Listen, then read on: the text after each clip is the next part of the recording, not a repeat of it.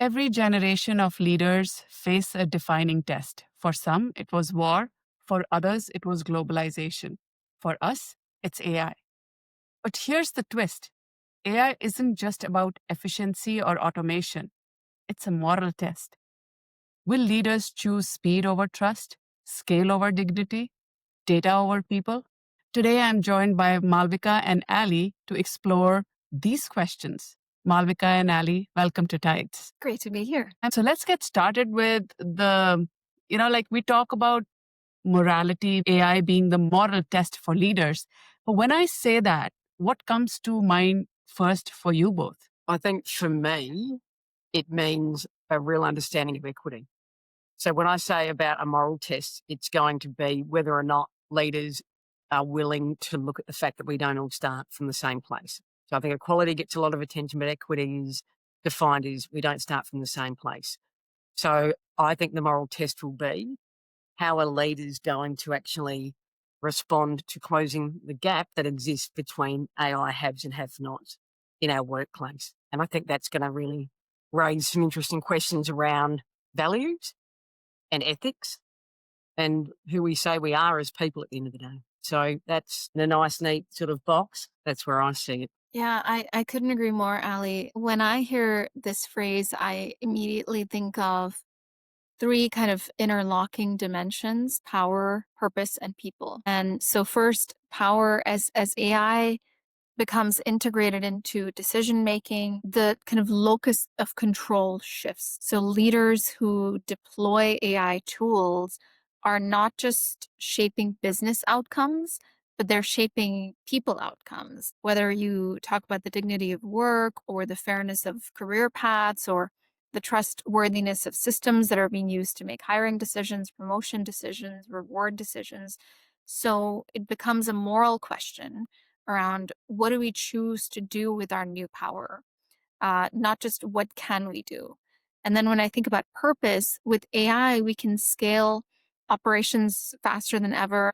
And yet, if that scaling comes at the expense of meaning for workers, then we're treating them as inputs rather than people. And as I think about the moral test of AI, to me, the moral test is how we deploy, not just should we deploy, when and where.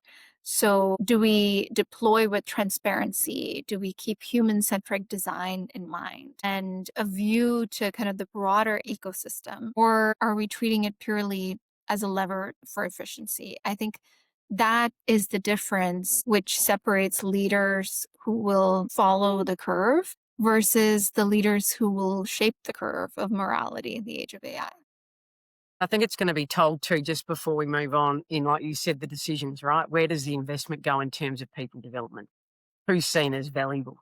Who's seen as worthy of that investment, right? And there's some pretty big questions to be answered around that. And the answers and the decisions that people make will be very, very telling. So, I think it's a big question, and it's a complicated one, but I think it will challenge people to look at their own identity of who they are at their core, I think, beyond the tech. Do you think leaders specifically, who have been tasked to support AI integration and adaptation and adoption of AI in their ecosystems, do they even know that they are going through this morality test in their day-to-day when they're making decisions and choices as it relates to AI and the impacts of that on their people?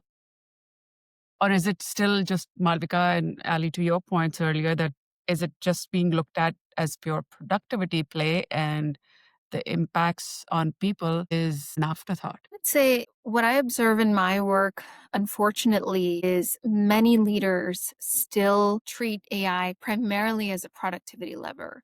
I don't even think the thinking has evolved to consider the fact that this may be a moral test. And part of it is, if you think about the definition of morality, right, it's essentially the distinction between right and wrong. And so part of the issue is, in the age of AI, what is right and what is wrong, the lines between the two have started to blur. What I mean by that is if you look at some of the use cases that are emerging, whether it's grief bots, people's data and digital footprint being used to create grief bots of the deceased, which are being monetized to create solace or compassion for their living relatives, or the rise of AI companions, right? Some people may think that these technologies are helping people with loneliness and anxiety and depression, etc., while others may feel that if someone is talking to an AI avatar of a deceased loved one regularly, then they're not really grieving and acknowledging the death of the person. And others might argue that if some people are using AI companions, then in the long run, we're actually exacerbating the problem of loneliness. And so these are just a couple of examples. But if you look at the corporate world, so many organizations are now laying off thousands and thousands of people and sort of blaming it on AI rather than acknowledging that they may have overhired, that their business model may have shifted, et cetera. I'm not saying that none of the layoffs relate to AI. There might be a case that some organizations genuinely need to free up capital to invest in compute and invest in AI infrastructure, which is very, very expensive. But we're already seeing, frankly, many leaders not understanding the morality of AI. And I don't think leaders are asking themselves, how will our AI deployment affect employee autonomy, employee dignity? Are we going to reinforce inequities in career and upward mobility? And so rather than starting with what can we do with AI, I think leaders need to start with the question, what should we do? And are there areas of the business where maybe we shouldn't deploy AI? So that's kind of my take from some of the advisory work that I'm doing with Ali. I would love to hear your perspective as well. Yeah, look, thanks, Malvika. And I think I'm not being smart when I say this, but the art of making sound decisions, and I know Malvika's talked about judgment too with me, is actually not a given. Like you have to learn that. It's an acquired skill set, right? So that ability to make sound decisions, to understand what high value is in terms of the work that you do and the value that you do, there's a whole process behind that. Being able to prioritize. There's an art to that as well too. So no, I don't think they are because I don't, you've got to learn it, right? So I don't think they're aware of it. And I still think that we see a lot of siloed thinking. So there's not a lot of ecosystem mindset around this, right? To look at how all the parts affect one another. I think a lot of the elements are looked at in isolation. So I think we have to say, no, I don't think they are, because I don't think they know how, and I don't think it's even considered, because I think, like Malvika sort of alluded to it, it's very much about, certain outcomes, and they don't always consider, the people. So I think we need to really be investing in the ability for our leaders to actually have that ability to make sound decisions. Yeah, to be able to consider how those elements will impact on the other. Like we said, if we were to introduce this, what happens to X, Y, and Z? How does that change, the configuration of how that actually connects in? So I think we need to stop making assumptions that people, because of certain roles, have certain skill sets and talent, because they don't. And I think we need to just reset around that. So no, I don't think they're just necessarily thinking about it. They might not, and this is negative, but hear me out. They might not even see it as something that is valuable to consider. I mean, that's quite, I'm not being negative, right? I'm quite positive, but they may not. They might say, well, guess what? There will have to be some losers. Not everyone is going to win, right? So, I think it's a complex question, but I do think we need to do, there are situations that are not going to be pleasant, right? And people are going to bear that. I think we need to think about doing as least harm as possible, though, don't we? Minimizing that risk, understanding that risk. But I'm going to get to that later because that's a hot topic. Yeah, it is indeed a very complicated dimension for us to explore, because if we look at morality from the lens of right and wrong, who is deciding what's right and what's wrong? what's right for somebody might be wrong for someone else. What's wrong for someone might be right for somebody else. So in this particular situation with AI and how AI is impacting not just how we do our work, but the impact of AI is far greater than the context of an organization and the work that's done in an organization. Who is playing that judge role here to even guide us, to help us if we don't know what's right or wrong, to help us understand, are we moving in the right direction or are we moving in the wrong direction? What are the sensors, so to speak, that leaders can have as they're making these choices that, like tell them, oh, looks like I'm moving in the wrong direction versus right direction? So I don't think we have mechanisms in place to test the right and wrong. And I think in many cases, leaders are relying on regulation, but we know that regulation is lagging in an area that is so fast moving, and frankly it will take a few years for the law to catch up with how fast this technology is moving.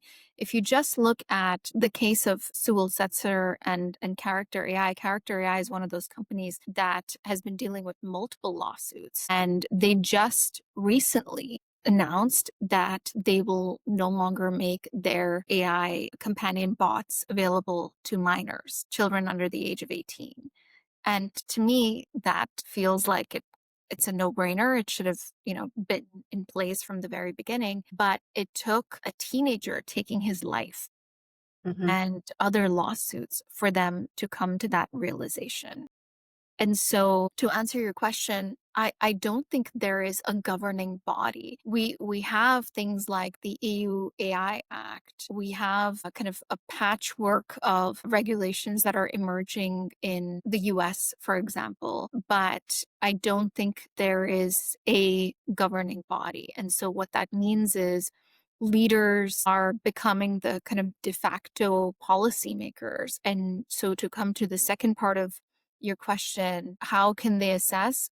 I think there's a couple of things that they need to keep in mind. One is transparency. Can your employees, customer, and other stakeholders pinpoint where AI is being used and how their data is being used, how it all works? The other is bias and fairness. Are AI models inheriting the legacy of the data that they're built on? If the historical data does include inequities, you're obviously automating discrimination. And so you need to ask yourself, what data are we using to train these models and where did that data come from? And then I think the dimension of responsible use is important. So for example, if AI nudges managers toward terminating someone without human review, that undermines human dignity.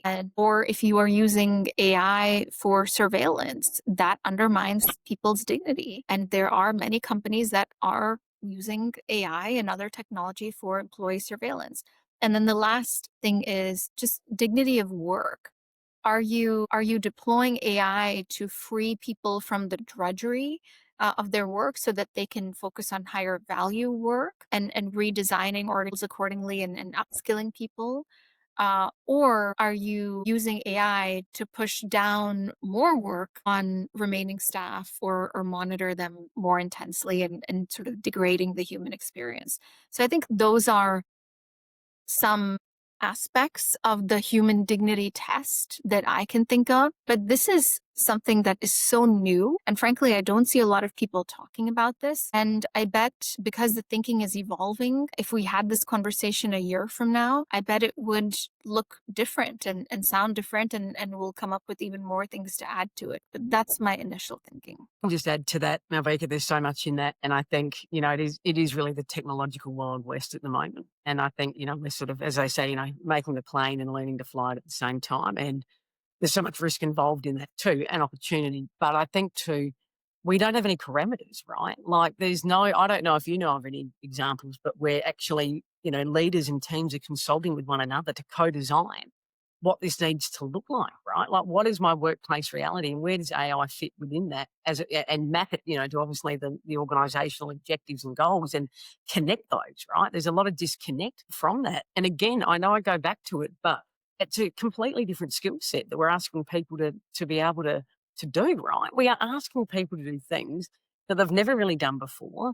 in a whole other space with a level of complexity and risk that no one's seen before. And I think, again, that speed and getting to a finishing line that people can't even always clearly define, right, has been seen as more valuable than actually being, and I always say not all types are slow and negative, right? So when I'm referring to slow, I'm saying we're moving still with efficiency, but we're intentional. And to Malvika's last point, motive and intent matters, as does action, yeah, but that transparency, understanding strategically why you're doing it, being considerate and considered as well too. So I think the fact that we're not making space and time, again, because it's not seen as high value, is going to really cause a lot of pain. And, Yeah. you talk about some of those around surveillance, right? And there's other options talking about around moral, right? The moral test that, companies are now looking at putting AI adoption and implementation into reviews, into performance reviews. Well, that is going to be that's a whole nother conversation, but just briefly, that's got a whole lot of legal and moral implications around it, right? So how are you going to, if you're going to do that, and you've got to make sure so you don't end up in court, that you've got all the evidence, of how you've developed people, how you've given an opportunity to experiment, to play, to grow, to do all of that, right? And I don't think that anyone has really sat down and detailed not just, a flippant conversation, but in writing that is embedded both into roles and ongoing assessment and measurement. When is it a bridge too far? Like you said, Shveta, when do we say, nah, sorry, red flag, stop, abort mission, not going there? And really having clarity around that, because I think that's incredibly important. And like Malvika said, that will move and evolve over time, but we've got to have a base that we can start from, that we can refer back to, that we hold each other accountable to. Where's the accountability factor in this? It's just non-existent, right? And so we have organisations that are not even designed to really reach their potential and be what they need to be. And then we put another level of complexity over the top of it, being AI. So that's just what I want to say in regards to that. I love the angle of one, that what we are trying to solve for or how we are trying to make decisions and choices is a completely new landscape for many people or all of us who are playing in this space. It's unprecedented territory that we are getting into. I also like the fact that what we are alluding to in this conversation is that the judgment call of what's right and what's wrong is not something that we can delegate to machines to make. Still need humans in the loop. And that's where the angle of transparency, the angle of listening to your people and course correct and be agile enough to course correct as you sense that things are not landing the way you are anticipating to land is super important. And also, we can't expect everything to be solved by a governing body either, because again, it's a spectrum of choices and decisions that we have to make. Yes, some are life and death situations where there should be government bodies and policymakers who should step in and make sure that things are done in the correct way based on the examples, Malvika, that you shared. But there are also everyday decisions and choices that we are making which don't have as big an impact, but we still need to be tuned into those decisions and choices so that we can preserve the dignity of work, dignity of human experience in the context of work and beyond as well. And this is where I feel there's still such an important role for leaders across all levels of the organization to play. How much sense making can we do just purely based on data that we are collecting? Even that right now is not super ironed out in organizations, like the human data, the people data from an employee's perspective. Are we really mining the implicit and explicit data, the digital footprint of employees to sense make what's working, what's not working? I don't think we truly are there. And then at the same time, now what we are hearing through the latest developments is that the middle management is starting to be hollowed out because organizations think that the role of middle management, if it was around doing things like translating the message of the executives into actionable form so people can execute on it, if that was the role of middle management, now AI can do a better job of doing that.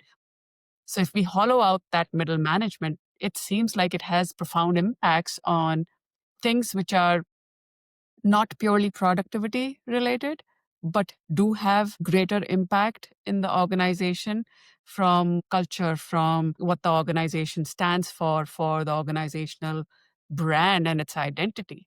Again, there's some crystal balling going on here, isn't it? Right? Yeah. I think what I want to do, if I can just say, if I can go in a slightly different direction now, Shveta, is that if we keep middle management, let's just say that they're here, right, and they stay. What is their role and what are some of the most valuable skill sets? Yeah. Can I talk about that? Like, Yeah. if they're going to stay here, what then does that need to look like? What would we say, regardless, what could be some pretty fair insights that we would bring to say, I think you're going to need to have this, right? And let me just say, caveat around this, leaders would also need to have this skill set, yeah? Yeah. So there's two particular areas that I see that we will need to have middle managers that are not just coaches and mentors, but facilitators. So the facilitator skill set is going, and I've been saying this for a few years, but will be one of the most valuable skill sets that we have, because they will be that conduit, that person taking those ideas, those lessons, that intel, that wisdom with their team, and helping facilitate that back into the business in a way that is useful, right? And particularly around AI usage, right? Like what at the moment is happening, with all the lessons and insights and mistakes and near misses being made, where do they go, right? So facilitation will absolutely be the role of middle manager to help drive that from just ideas, insights, experience to actual proper measurable business outcomes that also develop the people at the same time, right? So I think middle management's going to fulfill the gap, the white space that exists at the moment between people development and business development, and bringing that together. The second one I want to say is, and no surprise if people know where I'm at and what I've been dedicating, the last 15 plus years to, is that they are going to be building their own capability and facilitating this capability in others around ingenuity, but not through merely strengths, but being able to see gaps, threats, and risk differently. So being able to bring those lessons, those mistakes, those near misses that are made through AI and not just even AI, just through everyday implementation of project and role, but actually create something new and valuable from that and be builders of that intellectual property within their team.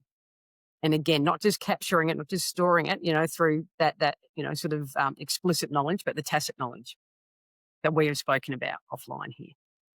I really do feel that when I think about if middle managers will stay, and I believe that they will, because if they don't, then obviously, we're looking at flatter structures. But I actually think if they can gain that skill set and develop that in others, I think what we're going to start to see is an increase in which we need, and I know that CEOs are probably looking at that too, an increase in teams that are self-reliant. Yeah, there needs to be another level of sophistication and ability to also drive this. I've had people come to me and say, you know what, until I worked with you, I never even had to think. Like, that is true.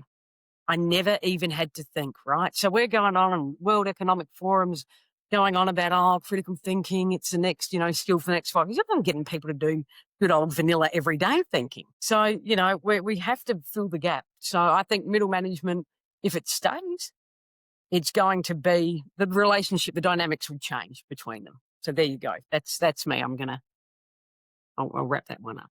Yeah, which is a very interesting perspective. And Malvika, I'll open it up for you to chime in as well. But before we do that, I just have one comment to make, Ali, on what you said, which is Mm. I agree completely. Like, we still need that translation layer. But where I'm struggling is that I also hear in organizations that traditionally, because of lack of career pathing and lack of organizations being able to show people that they can grow in non-traditional ways in the organization and be rewarded for it, people who were not suited for that role have also been promoted to be in that middle management layer. So this is an opportunity for organizations to, again, if they understand and truly know their people and have defined that role for middle managers, can be very selective about who should be truly playing that role and for achieving what outcomes. 100%. And just before I come to Malvika, it comes back to, not just what we want people to do, but the style and manner and how they need to deliver it. Yeah. Like I said, it's not so much about the what anymore.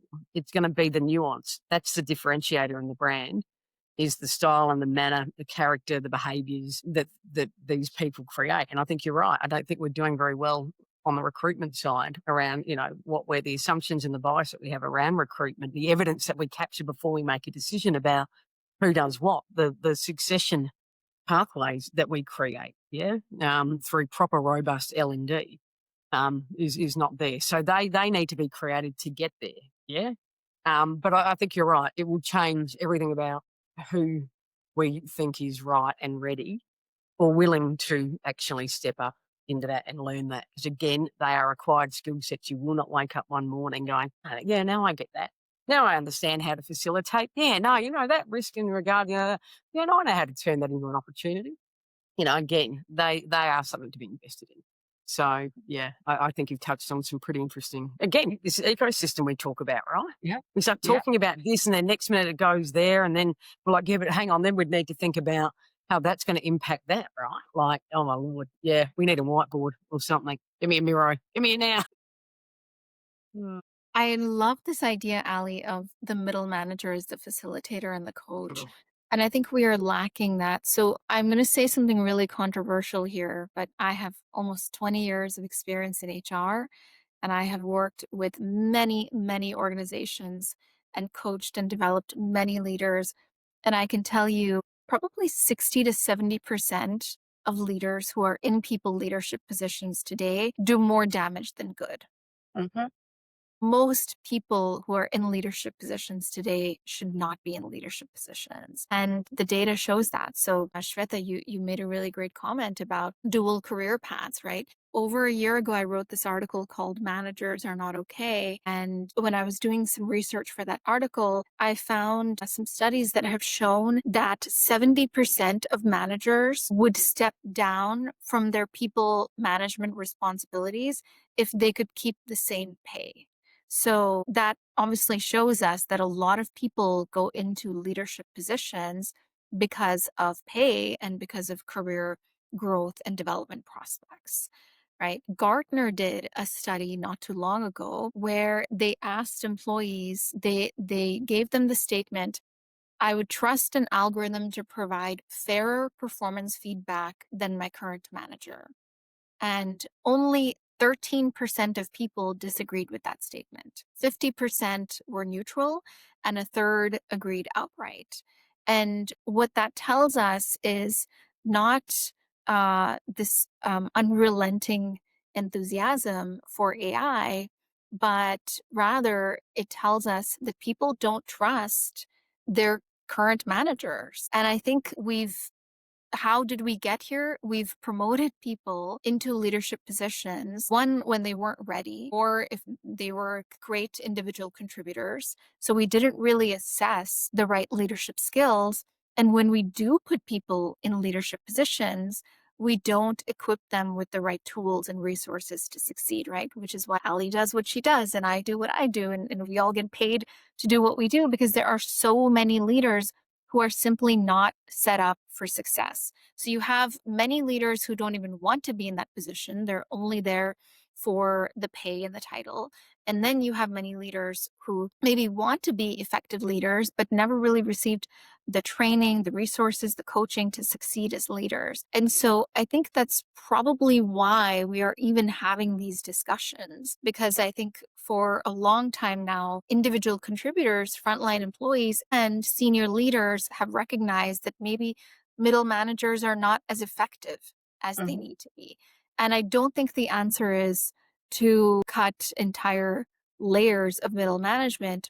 I think the answer is, as you said, Shveta, to create dual career paths, to create off ramps for people who don't want people management responsibilities anymore, but also to invest in people so that they can be exactly the type of leader that Ali is talking about, so that they can evolve into coaches. And now in the era of AI, so that they can evolve into coaches and orchestrators of human AI teams, so that they can tap into the collective wisdom of hybrid human AI teams. I think that is really the middle management conversation that we need to be having, not how many layers of middle managers can we cut and how quickly can we take cost out of the P&L. But maybe cutting out the middle management layer is a strategy that organizations are using to shed off the bloat that has been acquired over a number of years. Because if we look at the ways of working of an organization in context of AI, which is not like implementing a technology tool in the traditional sense, it's not ERP implementation, it's not Salesforce implementation. The organization has to be redesigned around this artificial intelligence, which can really be a superpower for an organization. But at the same time, the end state for this change is not defined yet. In every previous historical iteration, we knew what we were aiming to achieve as future state. It was a very defined future state that we were aiming for. It was like we were putting a prefabricated home on a piece of land. But this time around, there's intelligence. We know we have to build something around it. What that build would look and feel like, we don't have a clear picture of. At the same time, we know from a people aspect that there might be inefficiencies in our system, like we might have promoted leaders into leadership position. Maybe we chose the wrong leaders. Maybe we didn't give them clear direction and support and whatnot. But from an organizational context, where I'm going is, if I'm a company and I know AI is an existential threat for me, if I don't pivot, if I don't respond and react to AI and the advancements that technology is bringing to me, I might not exist tomorrow as an organization. Now, with that in mind, I am not sure how, if a leader who is also obligated for providing shareholder value is going to do the right things, which we are talking about, slow down and look at how do we make the right decisions around people so that we can be set up for success for the future. It's a very tricky and hard balance. Again, coming back to how do we make those choices and decisions, which are also sometimes putting us in that moral test zone as a leadership or executive decision making team. And I don't have the right answer. I think nobody does. That's why we are having this conversation. But if we put ourselves into that executive lens, how would we make those decisions and choices? How would we balance agility and nimbleness with doing the right thing? And Malvika is going to have lots of rich insight to share on that. And I want to just set a scene here. A couple of things you said around that, Shveta. And the one that I want to pick up on is ambiguity. So ambiguity, is a disease that is just left rampant to run its own course at the moment. And AI comes with a whole lot of ambiguity. So I think, again, leaders need to, again, this is a whole other skill set, but need to actually get far more skilled and proactive in shaping the story, the narrative, what they know at this point, right? Being humble, being vulnerable in that too, right? Saying we don't have all the answers. This is what we know, right? I don't see too much really skilled storytelling around shaping how people perceive their own reality in the workplace. So what we have, and I'm sure you've all seen it, is a real run on workplace myth making at the moment. And I don't use too many academic terms, but I will give people one, and that is symbolic convergence theory. If you don't know it, it's a critical part of change management, but it's the art of people telling myths and stories within their organization to make sense of their own reality. And when you know that and you know how it works, you can start to craft it. Yeah.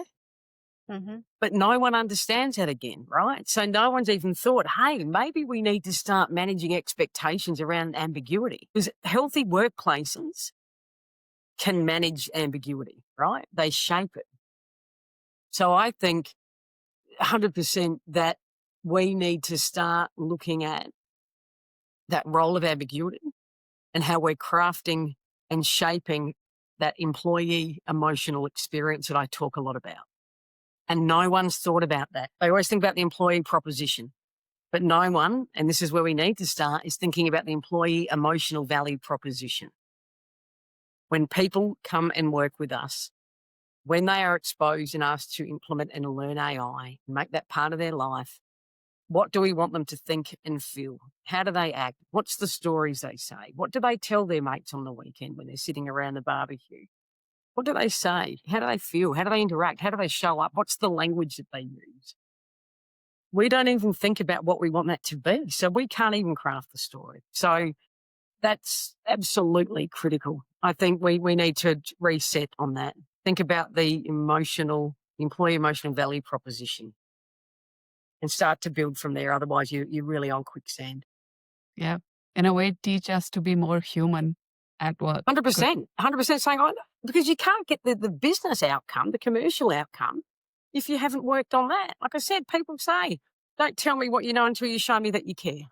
And Yeah. it's true. You want people to care, then they need to help create too, right? So I get fired up. I'll calm down. No, and it's a really valid point and very difficult one for organizations too, because human behavior change takes time. It doesn't happen as you flip the switch, and we've been conditioned over the last not just 20, 30 years, but few hundred years to operate like machines. We're Like not. We're but layering. This is layering, Shveta. This is layering, getting one right before layering another element of it. Yeah. that's right. So, We have to teach humans to be more human and machines to operate like machines. It seems like it's happening the other way, Malvika, to your other example, that people are leaning to machines so that they can have a companionative relationship with machines versus with other humans, because humans are not showing up as humans, maybe. I think that's right. And also, I think that sometimes we forget that these machines and these algorithms are not moral entities. They don't have values on their own. So, one of the best AI books that I've read, and I've read quite a few, but one of the best ones that I've read is Ethan Mollick's book, Co-Intelligence. And in it, he talks about this experiment that was conducted by uh, John Horton at MIT. So what John does is he created an economic simulation known as the dictator game. So he asked an AI model to play the role of a decision maker and gave it control over a sum of money and instructed it to divide that sum of money with a passive recipient. And the twist was that the AI could be prompted to prioritize different values like equity, efficiency, or self interest. And the results were striking, not because of something novel about AI, but I think the results were striking, at least to me, because I think they revealed something essential about us. So when AI was asked to prioritize fairness, it split the money equally. When it was asked to optimize for total payoff, it made choices that benefited both players, but not necessarily equally. And when it was instructed to maximize its own self interest, it, of course, hoarded the funds. And when no explicit instruction was given, the AI defaulted to outcomes that maximized efficiency, which Mollick describes as a behavior that could be interpreted as a kind of built-in rationality or maybe a reflection of its training. I think this kind of simple experiment raises profound questions about the nature of AI alignment and the design of ethical systems. And I think it should remind us of our responsibility as humans in the age of co-intelligence, right? What we are building are not moral machines. What we are building are reflection machines, and they will reflect what they reflect depends entirely on who's doing the training and the values that are assumed and embedded or the values that are ignored. And so I think leaders need to keep that in mind as they're thinking about morality in the age of AI. And I can absolutely see a lot of leaders being like, well, our role is to maximize shareholder value. Yes, but when you are a character AI that has to deal with a situation like Sewell Setzer, even if you say we only care about maximizing shareholder value, and even if you are so callous to say human life doesn't mean anything to us, well, it's still creating reputational damage for you. It's still creating financial damage for you. And you're still ending up in a position where you're going to lose lots and lots of revenue that you had from underage users. Financial and business implications are there. It's not only a question of doing the right thing. I think doing the right thing should be enough, and the moral question should be enough.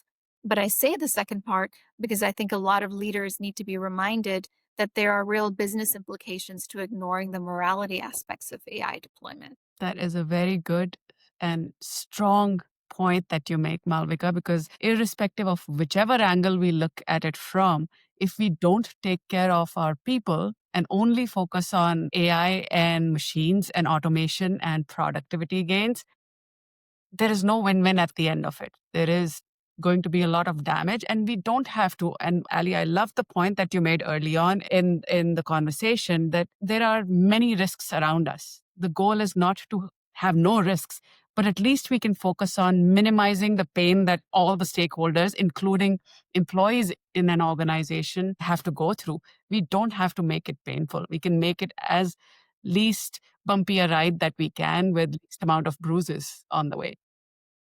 I think that's what we need to also look at where, like you said, how do we actually not just mitigate risk, but actually create an opportunity for it, right? To flip the way that we see it, to not see it as negative and something to be feared, but something to be, facilitated. And that is not just a skill set that belongs to leaders, that belongs to every human. Every That's right. human needs to have a right to be able to do different in that space as well. Yeah, yeah. And organizations can also think about change in an organization.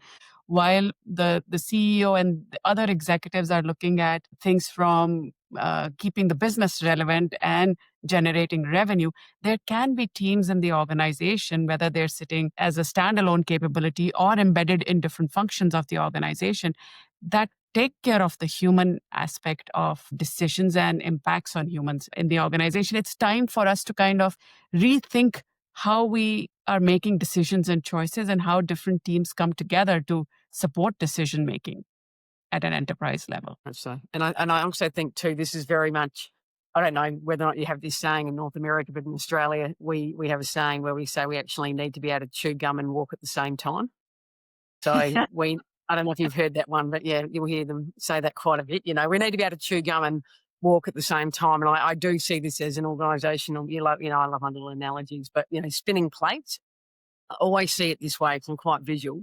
Spinning the plates, looking over there, and then sort of spinning that one, and then, oh, no, I didn't think about that. I forgot to keep spinning it. Do you know what I mean? And now I'm in all sorts of trouble.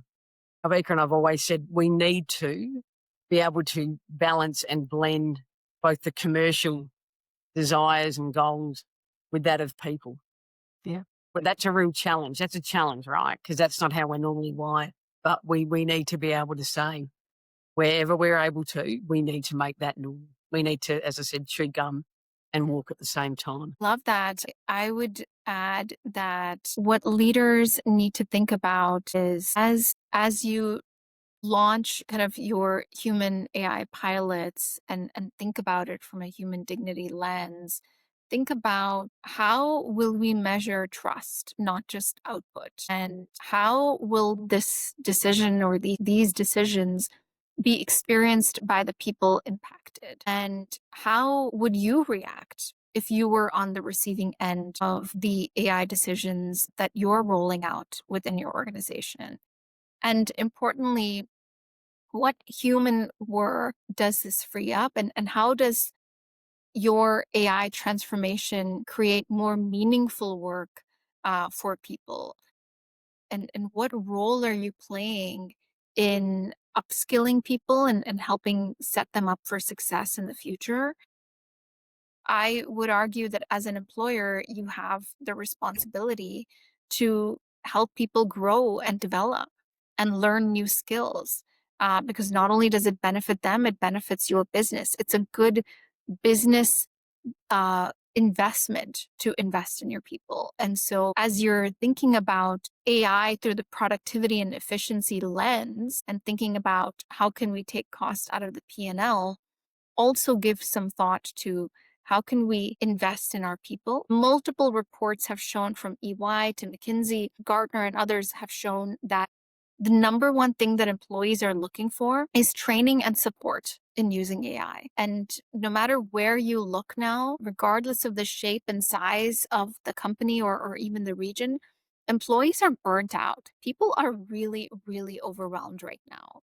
And I talk to employees every day who are telling me, I don't have time to learn AI. And my employer is expecting me to do this on top of a never-ending to-do list, and I just don't know when and how I can keep up. And to that, I would say, leaders, it is your responsibility to create the time and space for people to learn and experiment with these tools, and also to create the psychological safety so that when they experiment and they fail, they feel safe trying and experimenting again. Again, these are not just things that are great for the humans in your organization. These are just good, this is just good business hygiene. It's part of running a successful business and driving profitable and sustainable growth. Because at the end of the day, the value is driven by your people, not by algorithms. So my kind of parting thought would be, think about how you can be people-led and tech-enabled, not the other way around. Can I quickly add to that before Shveta does the final wrap up? There's so much to